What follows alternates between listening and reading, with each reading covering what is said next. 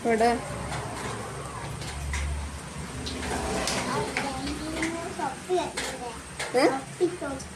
ആ അവിടെ ഇരിക്കൂ.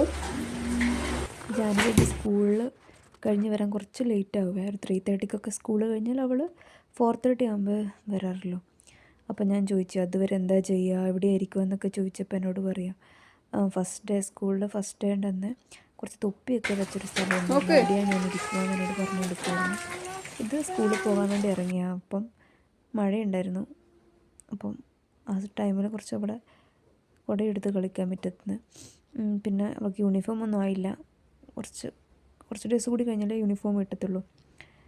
അപ്പോൾ ഞാൻ പറഞ്ഞ ഫോട്ടോ എടുക്കട്ടെ എന്നുണ്ട്, പോസ് ചെയ്യാൻ പറഞ്ഞപ്പോൾ അവിടെ പോയി നിൽക്കുമായിരുന്നു.